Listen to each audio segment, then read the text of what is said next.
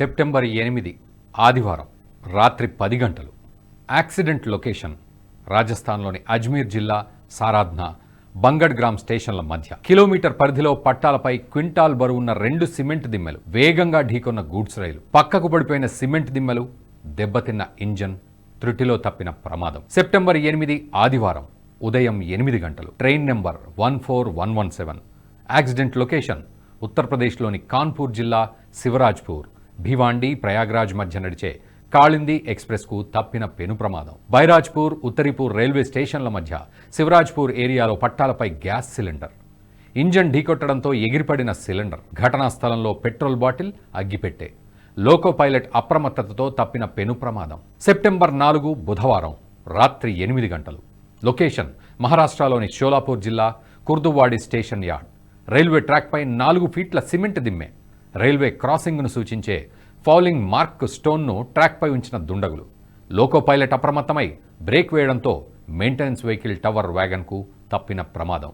ఇది breaking news కాదు, heart break అయ్యే న్యూస్. 1 కాదు 2 కాదు, 40 రోజుల్లో 18 సంఘటనలు. రైళ్లను పట్టాలు తప్పించే ప్రయత్నం చేస్తున్నదెవరు? దేశంలో మారణహోమం సృష్టించాలని అనుకుంటున్నదెవరు? ఏం ఆశించి ఈ దారుణాలకు ఒడిగడుతున్నారు? తెలుసుకుందాం. అంతకంటే ముందు ప్రేక్షకులకు విజ్ఞప్తి. జాతీయవాద జర్నలిజంలో నేషనలిస్ట్ హబ్ మరో నూతన ఒరవడికి శ్రీకారం చుట్టింది. మరింత ఎక్స్క్లూజివ్ కంటెంట్ అందించేందుకు NH ప్రైమ్ OTT రూపంలో మీ ముందుకు వచ్చింది. nhprime.in వెబ్సైట్ ద్వారా సబ్స్క్రైబ్ చేసుకుని ఆదరించండి.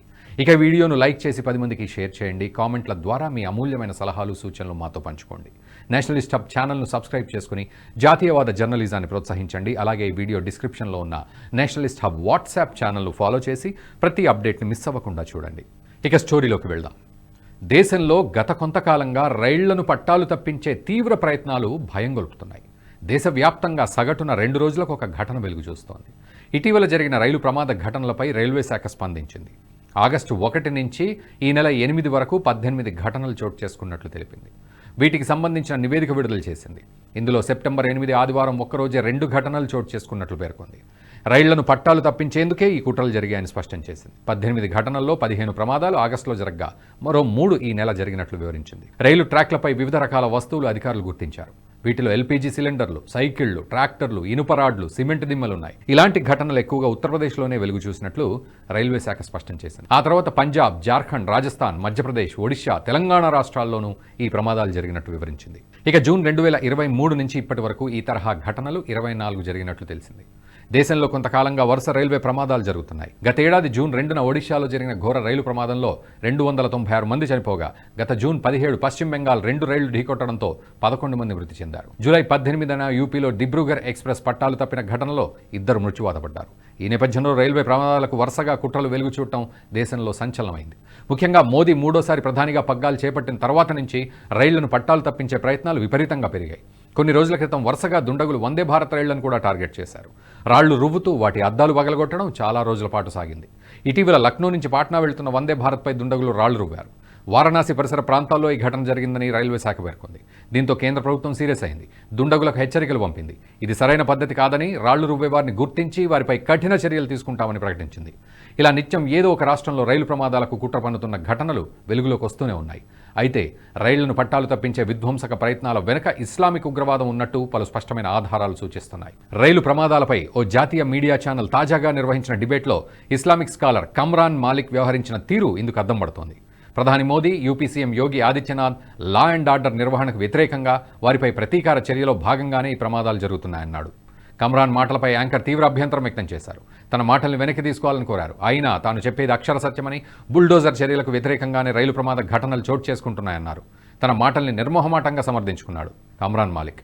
బుల్డోజర్ చర్యలకు వ్యతిరేకంగా రైళ్లను పట్టాలు తప్పిస్తామని చెప్పడం సిగ్గుచేటు అంటూ కమ్రాన్ మాలిక్పై యాంకర్ ఆగ్రహం వ్యక్తం చేశారు. ఇక్కడ యాదృచ్ఛికమైన విషయం ఏంటంటే, చర్చలో పాల్గొన్న మరో గెస్ట్ గులాం సర్వర్ కూడా మాలిక్ వ్యాఖ్యల్ని సమర్థించేందుకు ప్రయత్నించాడు. రైలు ప్రమాద ఘటనలకు కారణమవుతున్న ఉగ్రమూకలకు వత్తాసు పలికాడు. ఇక కమ్రాన్ మాలిక్ విషయానికి వస్తే, గతంలో ఒకసారి కాంగ్రెస్కు ఓటేయాలంటూ ముస్లిం సమాజానికి తన ఎక్స్ బహిరంగంగా ప్రకటించాడు. అదే సమయంలో రామజన్మభూమి, జ్ఞానవాపి, మధురలోని శ్రీకృష్ణ జన్మభూమి కోసం హిందువులు చేస్తున్న పోరాటాన్ని కమ్రాన్ మాలిక్ వ్యతిరేకించాడు. హిందూ సమాజం హక్కులను వ్యతిరేకిస్తూ దేవతలకు జన్మస్థలాలు ముఖ్యం కాదన్నాడు. ఇలా కమ్రాన్ మాలిక్, గులాం సర్వర్ లాంటి ఇస్లామిక్ స్కాలర్స్ వ్యవహార శైలి చూస్తే దేశంలో రైలు ప్రమాదాలకు కారణమని ఇస్లామిక్ ఉగ్రవాదమే అనేది తెలుస్తోంది. ఇటీవల పాకిస్తాన్ టెర్రరిస్టు ఫర్హతుల్లా ఘోరీ విడుదల చేసిన వీడియో వైరల్ అయింది. ఢిల్లీ, ముంబై వంటి భారతీయ నగరాల్లో రైళ్లను పట్టాలు తప్పించాలంటూ భారత్లోని స్లీపర్ సెల్స్ ప్రేరేపిస్తూ ఘోరీ టెలిగ్రామ్లో వీడియో పోస్ట్ చేశాడు. రైల్వే లైన్లను, రవాణా వ్యవస్థను అస్తవ్యస్తం చేయాలని, పెట్రోల్ పైప్ లైన్లు ధ్వంసం చేయాలని తన 3 నిమిషాల వీడియోలో జిహాదీలకు పిలుపునిచ్చాడు. భారత నిఘా సంస్థలు తమ ఆస్తులను లక్ష్యంగా చేసుకుంటున్నాయని, ఇందుకు ప్రతీకారంగా హిందూ నాయకులు, పోలీసులకు వ్యతిరేకంగా ఫిదాయిన్ వార్ ప్రారంభించాలన్నాడు. 2020లో టెర్రరిస్టుగా గుర్తించబడిన ఫర్హతుల్లా ఘోరీ భారతదేశంలో జరిగిన అనేక ఉగ్రవాద దాడుల్లో పాల్గొన్నాడు. 2001 అక్షర్ధామ్ దేవాలయంపై దాడిలో 30 మంది మృతి చెందగా 80 మంది గాయపడ్డారు. 2004లో హైదరాబాద్లోని టాస్క్ ఫోర్స్ కార్యాలయంపై ఆత్మాహుతి దాడి, 2023 రామేశ్వరం కేఫ్ పేలుడు కేసుకు ఘోరీ ప్రధాన సూత్రధారి. ఉగ్రవాది ఫర్హతుల్లా ఘోరీ స్వస్థలం హైదరాబాద్. నిజానికి రైళ్లను పట్టాలు తప్పించాలని ఫర్హతుల్లా ఘోరీ వీడియో విడుదల చేసిన తర్వాత రైలు ప్రమాదాలు పెరుగుతుండడం, ఇస్లామిక్ స్కాలర్స్ ముసుగులో ఉన్న కమ్రాన్ మాలిక్, గులాం సర్వర్ లాంటి వాళ్లు టీవీ చర్చల్లో దేశ వ్యతిరేక వ్యాఖ్యలు చేయడం చూస్తూ ఉంటే ఈ ప్రమాదాల వెనుక పాకిస్తాన్ పక్కా స్కెచ్ వేసినట్టు స్పష్టమవుతోంది. సరిగ్గా పార్లమెంట్ ఎన్నికలకు ముందు బాలాసోర్ రైలు ప్రమాదం, ఇప్పుడు యూపీ ఉప ఎన్నికలకు ముందు రైలు ప్రమాదాలు పెరగడం, పాకిస్తాన్ ప్రేరేపిత ఉగ్రవాద శక్తులు ఎన్నికల్ని టార్గెట్ చేసుకున్నట్టు తెలుస్తోంది. ఇప్పుడు ఈ వీడియో మీకు నచ్చినట్టయితే లైక్ చేయండి, 10 మందికి షేర్ చేయండి. అలాగే కామెంట్ల రూపంలో మీ అభిప్రాయాలను మాతో పంచుకోండి. Nationalist hub group of channels ను సబ్స్క్రైబ్ చేసుకుని తెలుగునాట జాతీయవాద జర్నలిజాన్ని ప్రోత్సహించండి. ఈ వీడియో కింద ఉన్న బెల్ ఐకాన్ పై క్లిక్ చేయడం మర్చిపోవద్దు.